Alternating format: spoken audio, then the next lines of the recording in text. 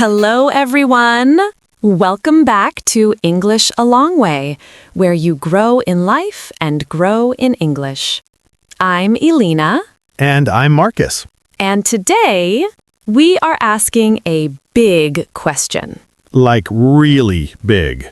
Can you become fluent in English without ever speaking to a real person? Ooh. I know, right? Like apps, YouTube, podcasts, Netflix, all of that. No real human required? Exactly. And honestly, I think the answer might surprise you. Okay, so I'm going to be honest here. I kind of think yes. Like, yes, you can. Wait, really? Hear me out. People are learning English from YouTube, from podcasts, from apps like Duolingo, from watching TV shows with subtitles. Okay. Some of them are genuinely fluent. Marcus, What? I hear you. I do. But I think you're confusing two things. Uh-oh. Oh, here we go. I'm serious. There's a difference between understanding English and actually speaking it. You can watch Netflix for years and understand everything, but the moment someone asks you a question, in real life, your brain just freezes. Okay, but, You know that feeling, right? I mean, not personally, but Right. But you've seen it happen. yeah, I have. Fair point. But wait, I still think you can get fluent solo, like really fluent. Define fluent. You know, comfortable. You can express yourself. You can follow a conversation. Okay, but following a conversation is not the same as being in one. Lena, No, listen. When you're watching a show, you can pause. You can rewind. You have time. Right. But in a real conversation, someone says something unexpected. You have 2 seconds to respond. There's no pause button. okay, that's fair. And your mouth has to move. Your brain has to connect ideas instantly. Okay, fine. But I still think apps and podcasts build a foundation. Oh, absolutely. I'm not saying they're useless. Good. Because for a second, Relax. I'm not throwing your YouTube channel away. thank you. But here's the thing. A foundation is not the house. A foundation, you can build the most beautiful foundation. Grammar, vocabulary, listening skills. All of it. Yeah? But if you never actually speak, you'll stay at the foundation forever. Okay, but what if someone is really introverted? What if talking to people is just hard for them? Oh, that's a real thing. Like anxiety, fear of judgment. People literally avoid speaking because of that. Yeah, and I have a lot of empathy for that. I really do. But avoiding speaking doesn't make you better at speaking. That's kind of harsh. Is it? A little. Okay, maybe. But I think it's honest. I think there's a middle ground here. Like what? What about AI conversation partners? Like AI chatbots you practice English with? Does that count as real? Ooh, okay, now that is a good question. Right? I had to get there eventually. Honestly, I think AI helps. It's better than nothing. It removes the fear. You're not scared of being judged. Exactly. But Oh, there's a but? there's always a but. AI doesn't interrupt you. It doesn't change the topic randomly. It doesn't laugh in the wrong place. It doesn't say, wait, what did you mean by that? So it's kind of too polite. Exactly. Real people are messy. Real conversations are unpredictable. And that's exactly what makes them powerful. Okay. I think I'm starting to come around. Finally. Don't celebrate yet. I still think solo learning can get you pretty far. How far? Like 60-70% of fluency. And the last 30? Okay. The last 30, you need people. Thank you, Marcus. Don't make it weird. Okay, can I share something personal? Please. So, when I was learning, I studied so hard on my own. Grammar books, vocabulary lists. I watched shows. All of it. Yeah. And then one day, someone called me on the phone in English. Oh no. And I just panicked, like completely froze, Even after all that studying? even after all of it, because I'd never practiced speaking under pressure. Wow. It was humbling, very humbling. Okay, so something similar happened to me. Oh, yeah? So I had a friend who moved to a new country. And he spent the first 6 months just watching local TV, listening, absorbing everything. Okay. And he barely spoke to anyone. Yeah. And then after 6 months, he started actually talking to people. And honestly, his accent was amazing. His vocabulary was rich. Wow. But here's the thing. He was slow. Like, he knew what he wanted to say, but getting it out, it took forever. Because he hadn't practiced the output part. Exactly. The input was great. The output needed work.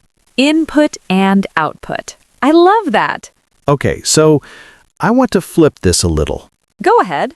What if the real question isn't, can you become fluent alone, but how much can you do alone before needing people? Ooh. Okay, yes. That's actually a really smart reframe. I have my moments. So, like, there's a phase where solo learning is gold. Building vocabulary, understanding grammar, training your ear. Right. And then there's a phase where you need people.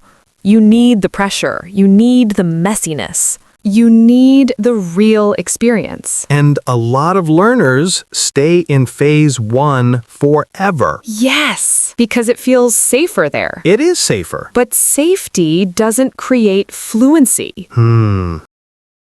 Think about it like swimming. Okay. You can read about swimming, watch videos, study the technique. Yeah. And at some point, you have to get in the water. And it's cold. It's always cold, but you figure it out fast. Right, because the pressure forces you to. Exactly. The discomfort is part of the learning. You know what? I think a lot of people avoid that discomfort. Most people do. And they convince themselves that more studying will prepare them better. Just one more level on Duolingo. Just one more grammar book. Just one more episode. And then they never jump in. Yeah. Okay.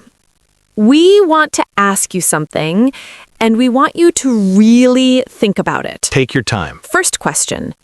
When was the last time you actually spoke English out loud? Shh. Not in your head, not in writing, out loud. And was it to a real person or just to yourself? Shh. Second question. What's the main thing stopping you from speaking more? Is it fear? Is it no one to practice with? Or is it just not making time for it? Shh. Because those are 3 very different problems, and they need 3 very different solutions. Third question. And this one is a big one. Mm-hmm. You need the real experience. And a lot of learners stay in phase 1 forever. Yes, because it feels safer there. It is safer. But safety doesn't create fluency. Think about it, like swimming. Okay. You can read about swimming, watch videos, study the technique. Yeah. But at some point, you have to get in the water. And it's cold. It's always cold. But you figure it out fast. Right. Because the pressure forces you to. Exactly. The discomfort is part of the learning. You know what? I think a lot of people avoid that discomfort. Most people do. And they convince themselves that more studying will prepare them better. Just one more level on Duolingo. Just one more grammar book. Just one more episode. And then they never jump in. Yeah. Okay. We want to ask you something, and we want you to really think about it. Take your time. First question. When was the last time you actually spoke English out loud? Not in your head, not in writing, out loud. Was it to a real person or just to yourself? Second question. What's the main thing stopping you from speaking more? Is it fear? Is it no one to practice with? Or is it just not making time for it? Because those are three very different problems, and they need three very different solutions. Third question. And this one is a big one. Mm-hmm. Are you using studying as a way to avoid speaking? Just sit with that for a second. Because if you are, you're not alone. Most learners do this. It's not a criticism. It's just worth being honest about. Okay, so let's bring this together. Yes. Can you become fluent without speaking to real people? Honestly? Honestly. No, not fully. I think I agree with that now. Growth. Don't push it. But here's what I will say. Solo learning is powerful. Apps, podcasts, YouTube, Netflix, they're not a waste of time. Not at all. They give you the raw material, the words, the sounds, the patterns. But you need to use those materials. Exactly. Speaking is where the building happens. And the sooner you start, even badly, Especially badly. yeah, the sooner you actually grow. Because fluency isn't just knowing English. Fluency is being comfortable inside the language, in real time, with real people, under real pressure. And that you can't download. No. You can't. So, if you've been waiting to feel ready before you speak, you'll be waiting forever. That hit a little hard. Good. That means it's true. If this conversation helped you even a little, Keep listening. Keep growing. and more importantly, Keep speaking. yes, that one's new. I like it. We'll see you next time on English a Long Way. Take care, everyone. Bye.